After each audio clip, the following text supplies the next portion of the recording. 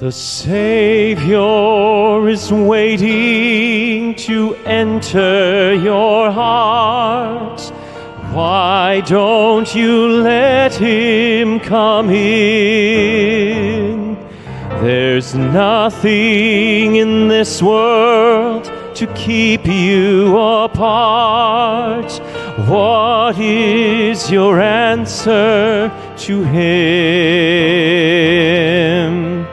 Time after time he has waited before, and now he is waiting again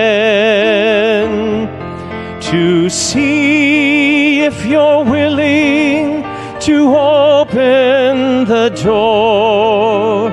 Oh, how he wants to come in.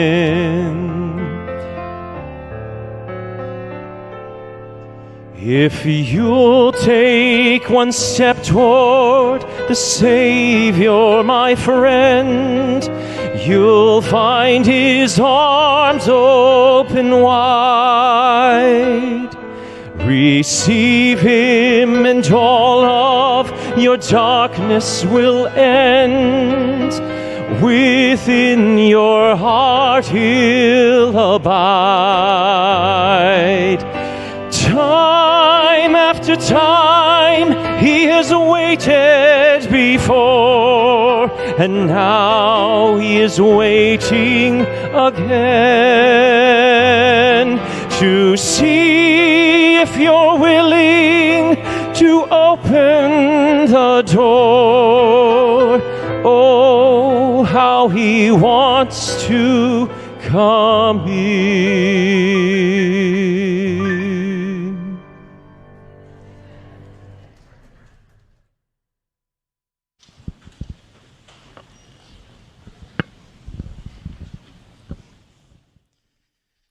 Even though I've been a Christian for a few years now, I still consider myself a baby Christian. And over the years, I have been richly blessed from the ministry or by the ministry of Todavía me considero un cristiano bebé estudiando y he sido bendecido con el ministerio del pastor Esteban Bohr. Así que me gozo en invitar al pastor Bohr a que venga después de orar. Y vamos a escuchar qué significa lamentar y llorar. Padre en los cielos, te damos gracias que regresas por darnos la oportunidad de venir aquí y de entrar más profundo en el santuario. Ahora que estudiamos, Padre, pedimos que bendigas al pastor Bohr, que lo llenes con tu espíritu y que abras nuestro corazón para que podamos recibir la palabra que tienes para nosotros en esta hora. Te amamos y te damos gracias en el nombre de Jesús. En Jesús te lo pedimos, amén.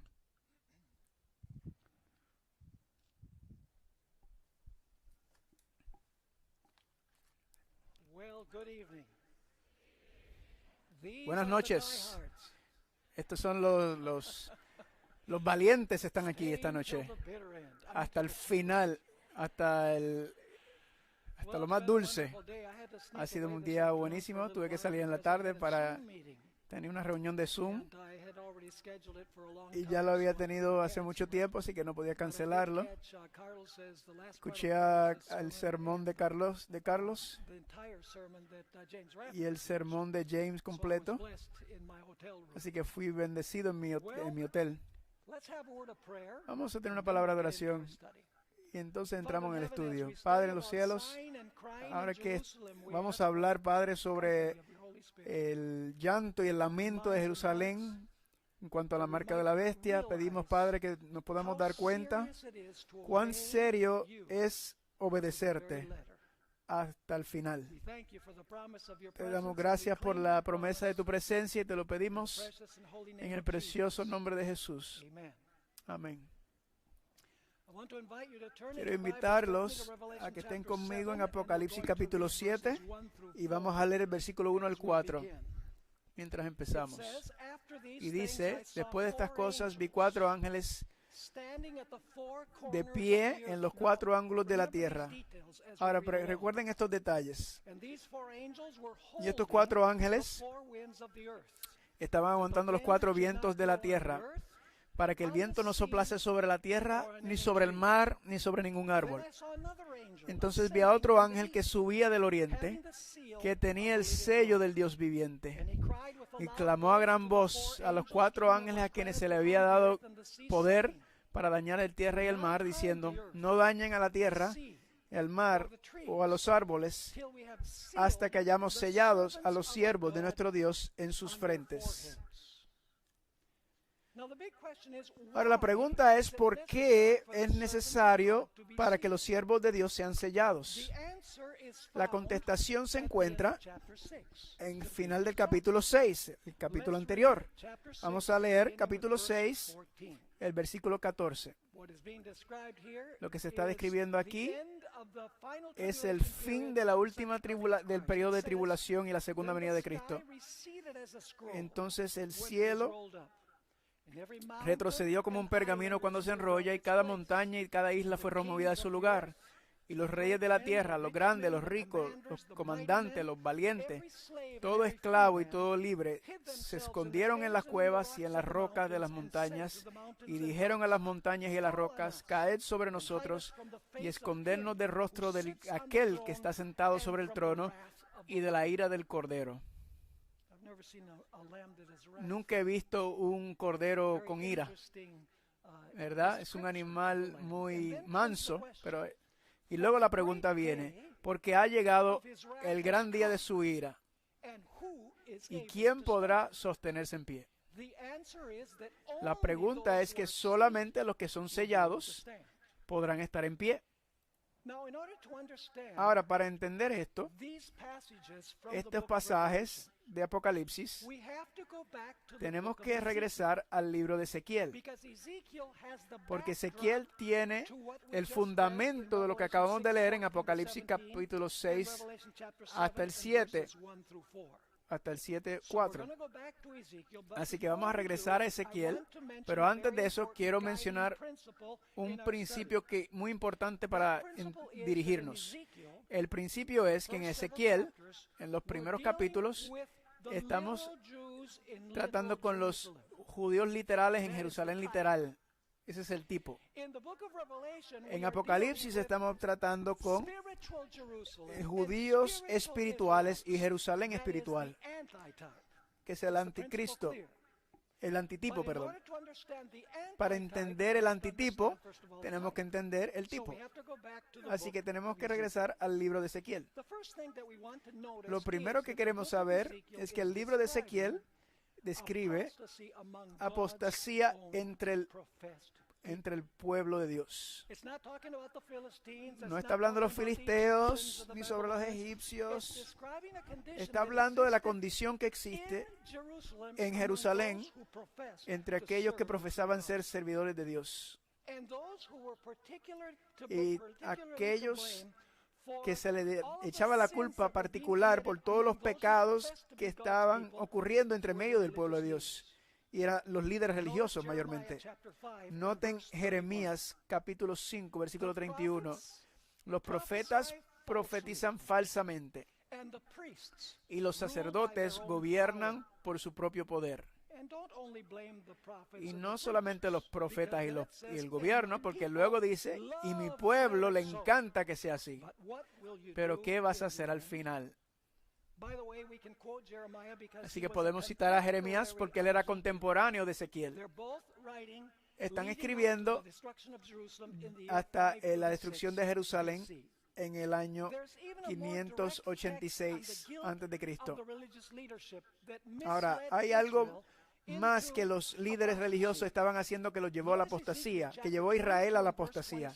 Ezequiel 22:26, y recuerden los detalles de este verso, porque vamos a regresar al concepto que encontramos ya mismo. Ezequiel 22:26. Sus sacerdotes violaron mi ley. ¿Eso suena familiar? Y profanaron mis cosas santas. No han distinguido entre lo santo y lo profano, o sea, entre lo común, ni han dado a conocer la diferencia entre lo inmundo y lo limpio. y han escondido sus ojos de mis sábados. De modo que yo soy profanado entre ellos. No puede distinguir entre lo santo y lo común, particularmente en cuanto al sábado. Y era el sacerdote que estaba llevando a la gente en apostasía. Así que Dios dijo que iba a traer juicio a Jerusalén. En el capítulo 1 de Ezequiel, un capítulo muy exótico, encontramos que viene Dios del norte, que viene del cielo. Y el propósito es para entrar al templo de Jerusalén para hacer una obra de juicio. Y cuando lees Ezequiel capítulo 1, te puedes dar cuenta que este trono, rodeado de querubines, hay uno que está sentado sobre el trono, es Dios Padre, y debajo de las alas de los querubines están las manos de un hombre representando a Jesús. Ahora, el capítulo 2 al 6, vamos a ir para los capítulos. Capítulos 2 al 6 describe la deplorable condición espiritual de aquellos que profesaban servir a Dios en Israel, en Jerusalén. Pero describe la apostasía que existía entre esos que decían ser seguidores de Dios. Así que Dios dijo que iba a venir destrucción contra Jerusalén desde los 4 ángulos de la tierra. ¿Eso ¿les suena eso? Noten Ezequiel capítulo 7. Y vamos a leer el versículo 1. Así como en Apocalipsis 7 tienes 4 esquinas, 4 ángeles aguantando los vientos antes de la destrucción, eso mismo ocurre en Ezequiel 7. Y vino a mi palabra del Señor diciendo, y tú, hijo de hombre, así dice el Señor Dios de la tierra de Israel, un fin. El fin ha llegado a los 4 ángulos de la tierra. Ahora ha llegado el fin sobre ti, y enviaré mi ira contra ti, y te juzgaré según tus caminos. Noten, esto es un juicio sobre los que están dentro de la ciudad, los que dicen ser hijos de Dios. Y luego dice al final del 3, y te pagaré todas tus abominaciones, y te juzgaré según tus caminos, y te pagaré por todas tus abominaciones. Mi ojo no te perdonará, ni tendré misericordia, pero pagaré tus caminos, y tus abominaciones estarán en medio de ti. Entonces sabrás que yo soy el Señor. Una palabra crítica, abominaciones, estaban haciéndose dentro de la ciudad. Ahora vamos al capítulo 8. La razón por la cual Dios dijo que iba a destruir la ciudad, no todos, no los que tenían la marca, pero aquellos que estaban en apostasía, es porque la gente estaba comiendo abominaciones. Y en el capítulo 8 tienes una lista que va escalando de las abominaciones en orden de gravedad. Así que tienes esta expresión. Dios le dice a Ezequiel, yo te mostraré abominaciones mayores que estas. Así que Dios le muestra a Ezequiel una abominación grande, y Ezequiel dice, eso está grande. Y Dios dijo, ahora te voy a mostrar uno peor. Y Dios le muestra otra abominación. Y Ezequiel dice, wow, qué terrible. Dios le dice, no has visto nada aún, hay abominaciones más grandes que esta. ¿Y qué era lo que estaba en la parte de arriba de la lista? Después que veamos lo que es una abominación, vamos a Deuteronomio capítulo 7, versículos 25 y 26.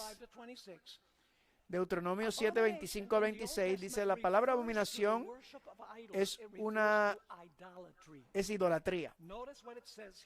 Noten lo que dice.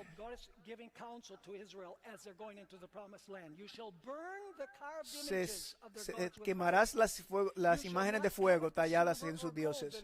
No codiciarás la plata ni el oro que tienes sobre ellos, ni lo tomarás para que no caigas en un lazo, porque es abominación al Señor. Ni introducirás abominación en tu casa, para que no seas condenado a destrucción como ellos. Lo detestarás por completo y lo aborrecerás, porque es una cosa maldita. Es una cosa maldita. Así que, ¿qué es una abominación? Es el pecado de idolatría. Ahora regresemos a la lista que va escalando. ¿Cuál fue el peor de las abominaciones que se estaban cometiendo entre el pueblo profeso de Dios en la ciudad de Jerusalén? Noten Ezequiel capítulo 8, versículo 16 al 18. Ezequiel 8, 16 al 18. Este es lo que colmó la copa. Este es lo que desbordó la paciencia de Dios. Entonces me llevó al atrio interior de la casa del Señor. Está en el santuario. Y allí a la puerta del templo del Señor, entre el pórtico y el altar, habían unos 25 hombres de espaldas al templo del Señor, y sus rostros hacia el este, y adoraban el sol hacia el oriente, hacia el este, perdón. ¿Cuál fue la peor de las abominaciones dentro del santuario que iba a traer la destrucción de Jerusalén? La adoración del sol. Creo que ya están entendiendo por dónde va esto. Este es el tipo. Ahora después vamos a ver el antitipo. Así que Dios dice, por estas abominaciones, lo peor de cuáles es adorar el sol, yo vendré en destrucción contra la ciudad. Noten Ezequiel capítulo 8, 17 y 18. Dios le dijo a Israel, por medio de Ezequiel, y me dijo, ¿has visto esto, hijo de hombre? ¿Es una cosa trivial que la casa de Judá cometa las abominaciones que cometen aquí? Porque han llenado la tierra de violencia, luego han vuelto para provocarme a ira. Ciertamente pusieron las ramas sus narices. Por tanto, también yo actuaré con furor. Mi ojo no perdonará, ni tendré piedad. Y aunque clamen en mis oídos a gran voz, no los escucho. No los escucharé. Dios dice, por estas abominaciones y la idolatría, el peor de cuales todos era la adoración del sol, yo voy a venir a destruir la ciudad. Ahora hay una parte muy importante. Dios le había dado a Israel el sábado para recordarles que Él era el único Dios verdadero. Noten Ezequiel capítulo 20, versículos 12 y 20. Es largo, pero quiero que vean la expresión mis sábados. Ezequiel 20, 12 al 20. Y quizás al principio Dios está describiendo cómo tomó sus pecados en el desierto. Noten lo que dice el versículo 12. Dios dice, también les di mis sábados. ¿Qué les di? Mis sábados, por ser señal entre ellos y yo, para que supieran que yo soy el Señor que los santifico. Así que yo soy el Señor que los separo, porque santificar, ser, poner algo aparte. Versículo 13. Sin embargo, la casa de Israel se rebeló contra mí en el desierto. No anduvieron en mis estatutos, despreciaron mis juicios, los cuales si alguno lo hace, vivirá por ellos. Y profanaron en gran manera. ¿Qué profanaron? Mis sábados. Entonces dije que derramaré mi furor sobre ellos en el desierto para consumirlos. Pero actué por causa de mi nombre para que no fuera profanado delante de los gentiles a cuyos ojos los había sacado. Significa que si los destruyo, lo van a mirar y decir, mira lo que hizo, los sacó de Egipto para destruirlos. Versículo 15. Así que también les levanté mi mano en el desierto y les juré que no les llevaría a la tierra que les había dado, que fluye leche y miel, la gloria de todas las tierras, porque despreciaron mis juicios y no anduvo en mis estatutos. Ahora viene, sino que profanó ¿qué? Mis sábados, porque su corazón seguía a sus ídolos. Sin embargo, mi ojo los libró de la destrucción, no los acabaré en el desierto. Pero dije a sus hijos en el desierto, no andes en los estatutos de tus padres. No andes en los estatutos de tus padres, ni guardes sus juicios, ni te contamine con sus ídolos. Yo soy el Señor tu Dios. andar en mis estatutos, guarda mis juicios y cumplidlos. Ahora noten, santificad que mis sábados, y serán por señal entre yo y vosotros, para que sepan que yo soy el Señor vuestro Dios. Hermana White tiene un comentario muy interesante y que lo quiero leer en este momento. Si lo puedo encontrar en mis notas. Aquí lo encontré en la final. Este es el conflicto de los siglos. Si el sábado hubiera guardado universalmente, los pensamientos de los hombres hubieran sido llevados a su Creador como suprema adoración, y nunca se hubiera levantado un ateo, un idólatra o un infiel. Así que, ¿qué hubiera pasado si Israel se hubiera acordado del sábado? No podrían estar adorando el sol. No podrían estar practicando las abominaciones, porque el sábado enseña que solamente hay un solo Dios y que Dios los separó para sí mismo, no para los dioses falsos. De hecho, en la Biblia, la adoración y el sábado están ligados estrechamente. Noten lo que encontramos en Apocalipsis capítulo 14. Apocalipsis 14, versículos 6 y 7, el primer ángel. Y entonces vi otro ángel volando por el medio del cielo que tenía el evangelio eterno para predicar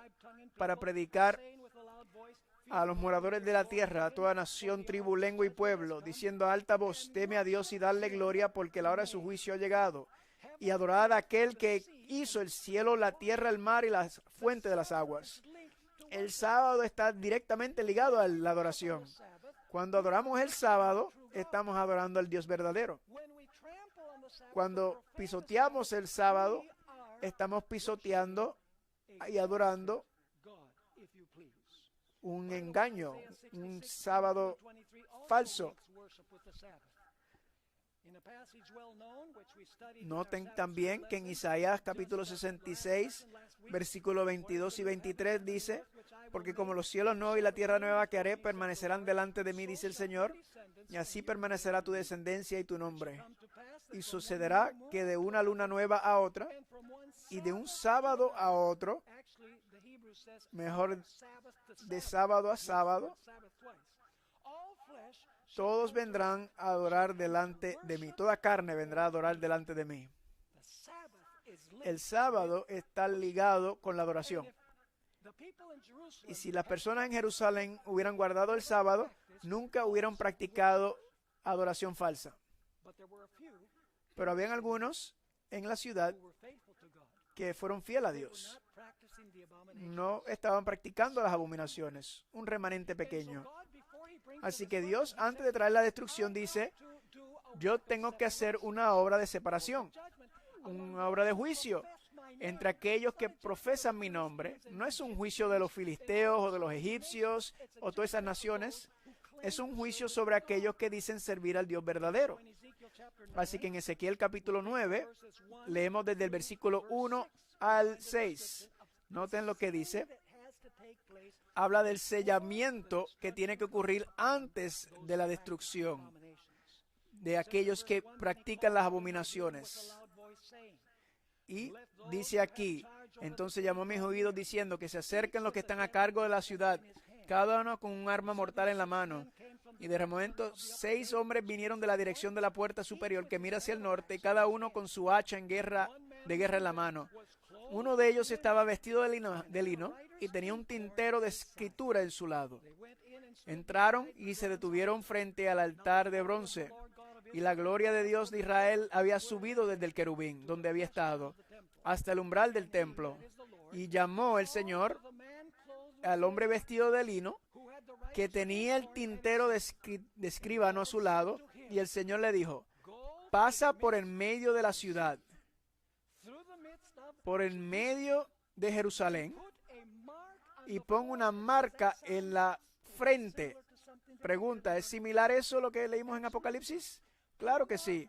Pon una marca en la frente de aquellos que gimen y claman a causa de las abominaciones que se hacen en medio de ella. ¿Estaba todo el mundo practicando las abominaciones? ¿Estaban todos adorando el sol? No. Dios había puesto un remanente fiel.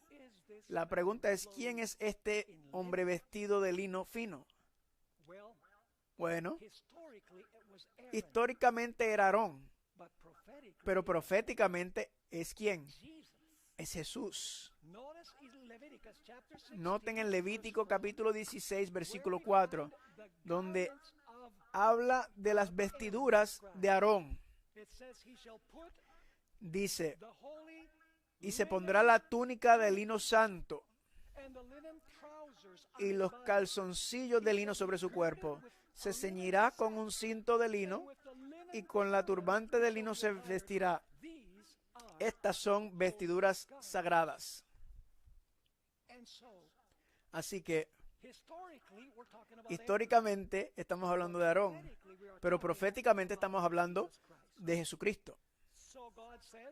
Así que Dios dice, voy a poner un sello sobre aquellos que están gimiendo, aquellos que están sellados serán destruidos. Y describe la destrucción de la ciudad, de los que hicieron apostasía, en el versículo 5.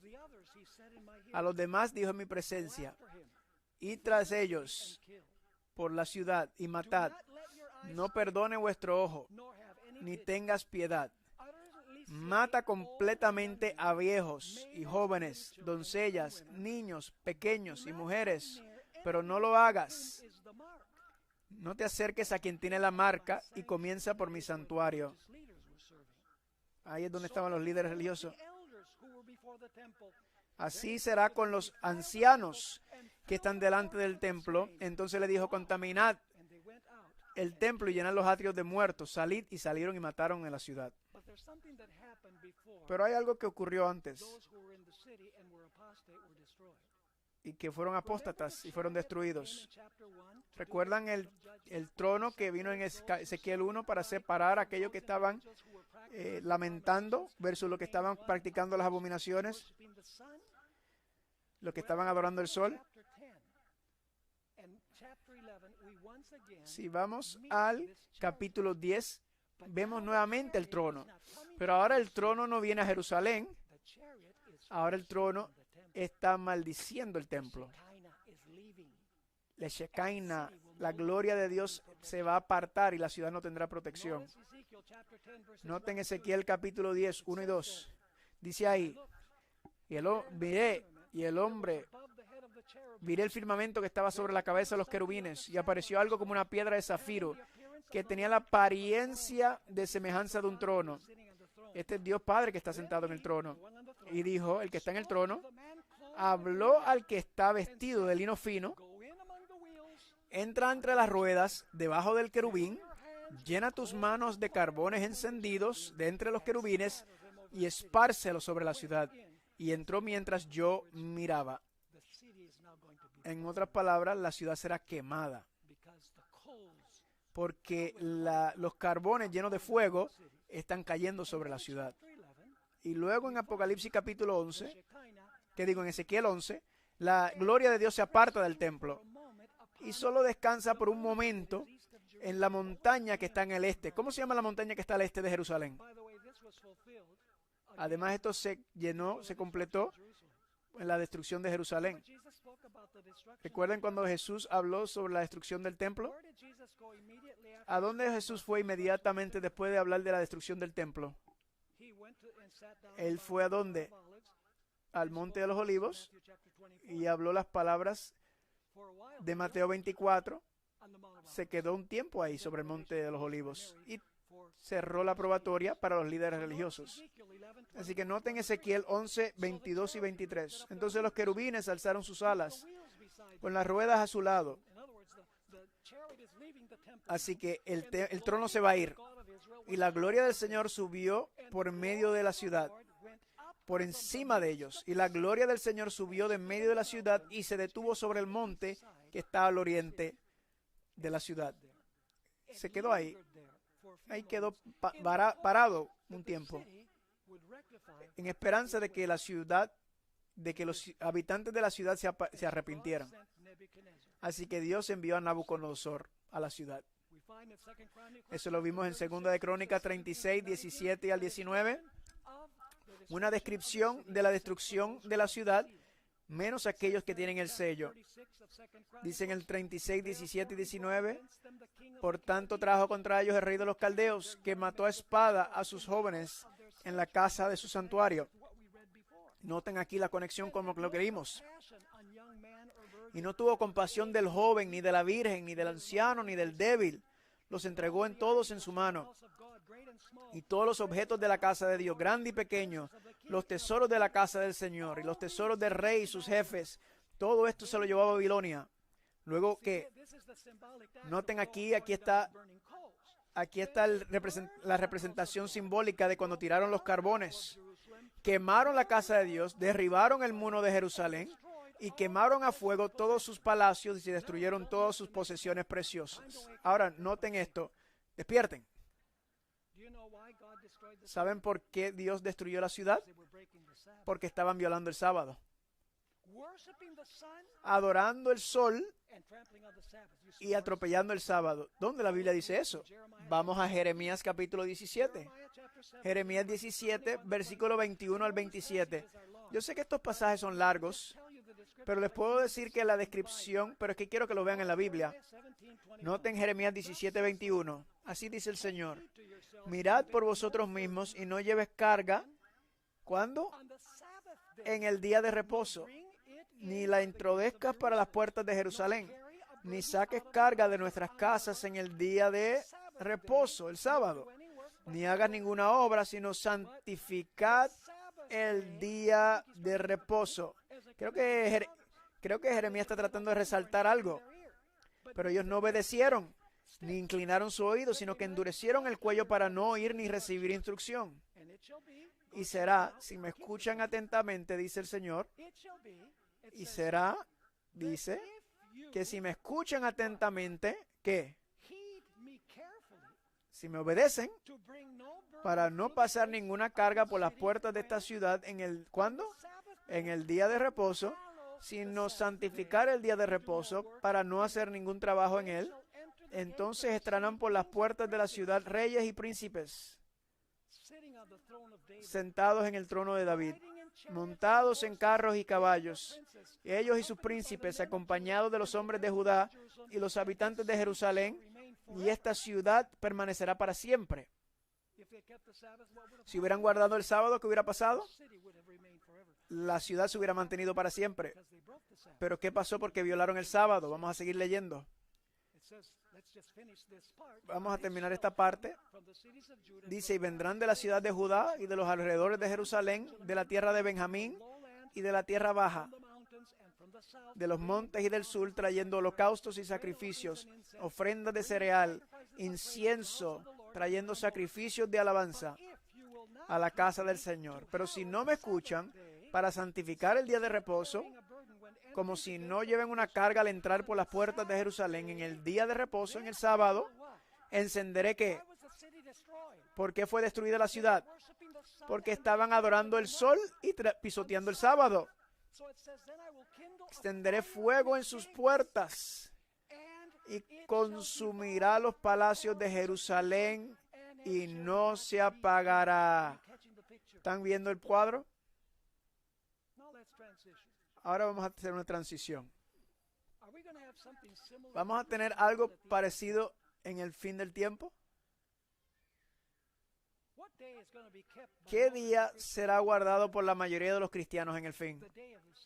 El día del sol.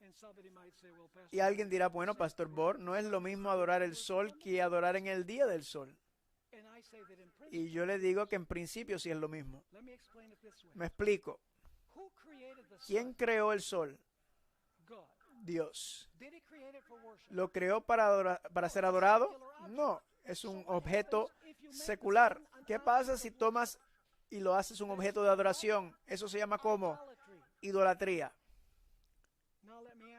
Ahora déjame preguntarle otras preguntas. ¿Quién creó el primer día de la semana? Dios. ¿Lo creó para la adoración? No. ¿Y qué pasa si lo conviertes en un día de adoración, en el día de reposo? Es idolatría. No importa si es un objeto o un día.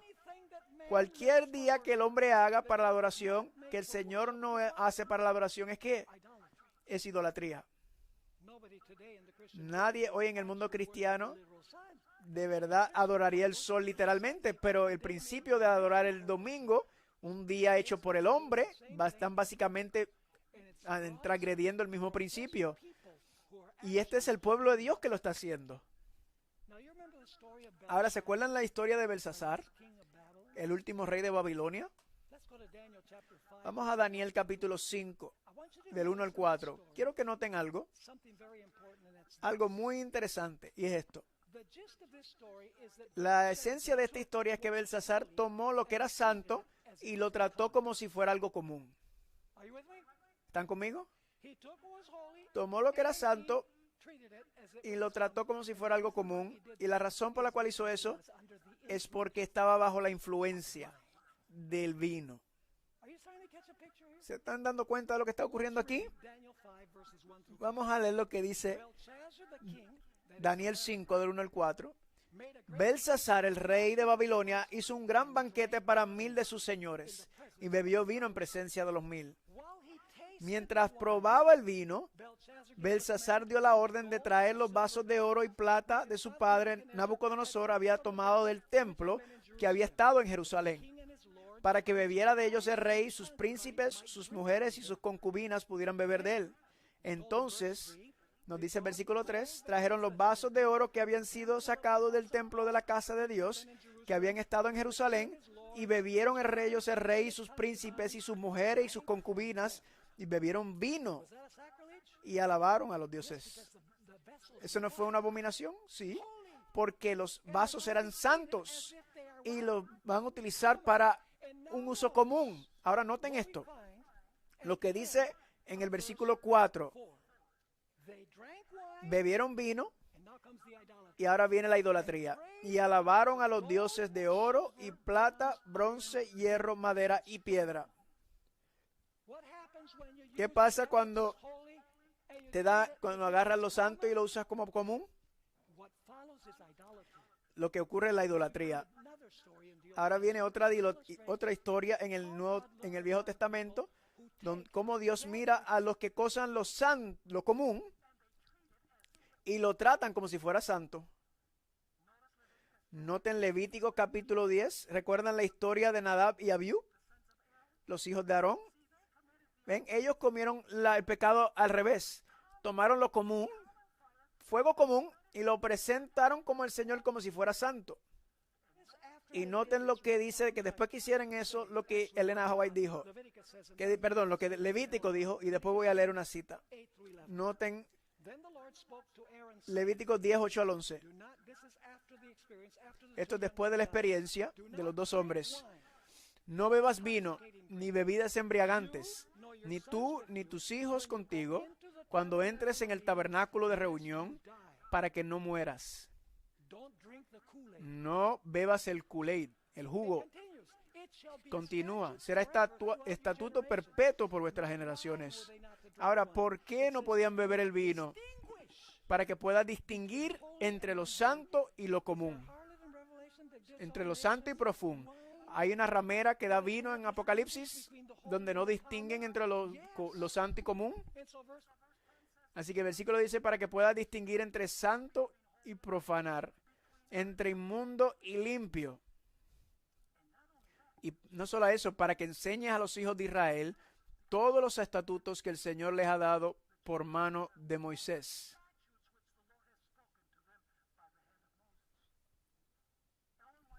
La hermana White escribió en volumen 19 de manuscritos, dice, entre cristianos profesos hay idólatras, hombres y mujeres que no están sellados por Dios. Muchos han subvertido la fe cristiana en idolatría,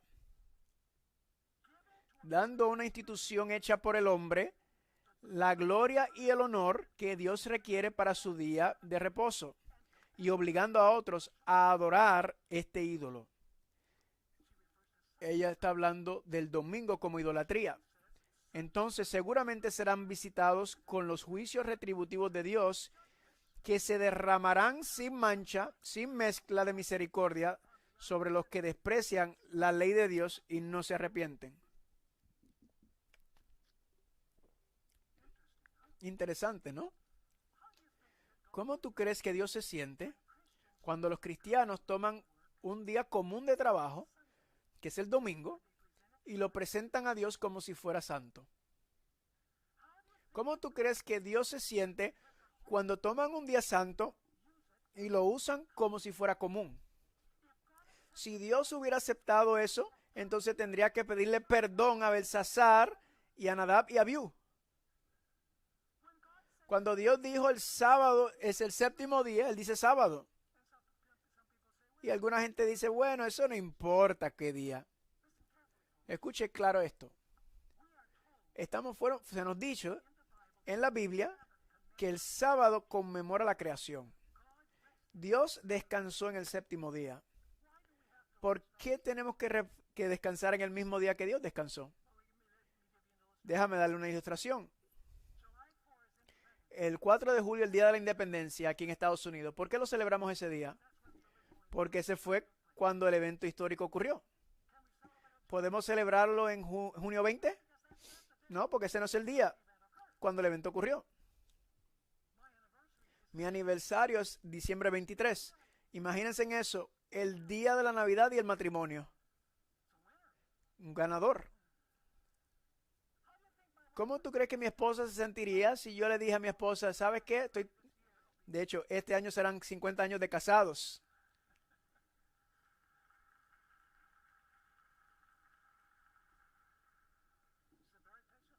Una mujer muy paciente es ella. Pero ¿qué tú crees que pasaría si yo le dijera, estoy tan aburrido? Cada año celebramos diciembre 23, diciembre 23. Vamos a celebrarlo en el aniversario en enero 23. Ella me diría, ¿estás bien? ¿Por qué no podemos celebrarlo en enero 23? O en febrero o marzo 23, ¿por qué no? Porque ese no fue cuando el evento original ocurrió. Así que cuando el rey francés dice que debemos guardar el domingo en conmemoración de la creación, porque no es el día que Dios descansó. ¿Están conmigo? Tiene que ser el mismo día que el evento ocurrió. Ahora vamos en Apocalipsis, capítulo 18. Tenemos una ramera. ¿Qué representa una mujer en la profecía? Una iglesia. Una mujer apóstata. Entonces, una mujer apóstata, ¿verdad? Una mujer ramera es una iglesia apóstata. ¿Cómo se llama la iglesia? Babilonia. ¿Es una iglesia global? Sí, porque ella está sentada sobre multitudes, naciones y lenguas. El que está sentada significa que ella los domina. Ella reina sobre ellos. ¿Está involucrada con los políticos del mundo? Sí, dice que fornica con los reyes de la tierra. No solamente una iglesia, sino un estado. Tiene hijas. Sí, tiene hijas que nacieron porque es la madre de las rameras. Ella da vino para embriagar a las naciones, diciendo que el día de descanso del Señor fue cambiado del sábado al domingo. Y dándole vino, no pueden distinguir entre lo santo y lo común. Tiene una historia de derramar sangre de los fieles mensajeros de Dios. Sí. Ella afirma haber cambiado la santa ley de Dios, el sello de la ley, a otro día. Sí. Ese es el cumplimiento final de Ezequiel. Aquellos que tienen el sello de Dios guardan el sábado en honor al Creador. No adoran el domingo porque es igual a la idolatría. Y están entre cristianos miles y miles que aman al Señor. Sinceramente, son cristianos sinceros que viven de acuerdo a la luz que tienen. Ellos necesitan saber cuál es el asunto final. Porque si son sinceros, entonces van a escuchar el llamado y van a salir de ella, mi pueblo.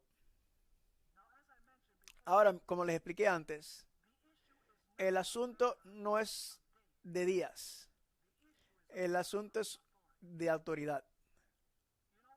¿Saben qué pasó con los protestantes? Es que los protestantes nunca fueron capaz de cortar su relación con la madre. Y tú dices, ¿cómo será eso? Los protestantes enseñan que el domingo es el día que debemos guardar. ¿De dónde lo sacaron? De la mamá. Los protestantes enseñan que el alma es inmortal. ¿De dónde sacaron eso? De la madre. Los protestantes enseñan que el domingo es el día de guardar y que los pecadores serán quemados en el infierno para siempre. ¿De dónde sacaron eso? De la madre. Nunca pudieron separarse completamente de la iglesia madre. Y por lo tanto, ellos regresan a la madre. Le voy a leer una cita de John O'Brien, que fue profesor de teología en la Universidad de Notre Dame. Él escribió más de 50 libros durante sus tiempos ahí. Él, de hecho, está retando a los protestantes. Dice, pero dado que el sábado, no el domingo, está especificado en la Biblia, ¿no es curioso que los no católicos que profesan tomar su religión directamente de la Biblia y no de la iglesia, observen el domingo en lugar del sábado? Sí, por supuesto es inconsistente, pero ese cambio se hizo unos 15 siglos antes de que naciera el protestantismo, y en ese momento la costumbre se observaba universalmente. Han continuado los protestantes con la costumbre, aunque se basa en la autoridad de ¿qué? En la autoridad de la Iglesia Católica y no en un texto explícito de la Biblia. Ahora noten esta parte importante. No se lo pierdan. Esta observación permanece como un recordatorio de la Madre Iglesia, de la que se separaron las sectas no católicas, como un niño que huye de su casa, pero todavía lleva en el bolsillo una foto de su madre o un mechón de su cabello. Qué declaración, ¿verdad? Así que esa es la razón por la cual somos adventistas del séptimo día. La gente pregunta, ¿qué nombre más raro? Pero eso enseña que creemos en un comienzo divino, sobrenatural y un fin sobrenatural y todo lo sobrenatural entre medio. La hermana White dijo que el nombre que se escogieron fue el nombre correcto. No debemos darnos vergüenza llamar nuestra iglesia iglesia de la comunidad o iglesia adventista de una junta. Cuando la gente dice, es una debilidad. Y guardamos el sábado en el séptimo día, como dice la Biblia. Y que Jesús vendrá y sellará. Y tenemos que prepararnos para estar sellados. Yo confío que lo que hemos estudiado será útil para ustedes. Y que nosotros escogeremos y que le diremos a otros, porque creo que estamos viviendo en el último remanente de tiempo. Vamos a orar. Padre Santo, gracias por estar con nosotros. Te pido que estés con nosotros ahora que nos vamos a ir, que tu espíritu nunca se vaya de nosotros. Te lo pedimos en el nombre de Jesús. Amén.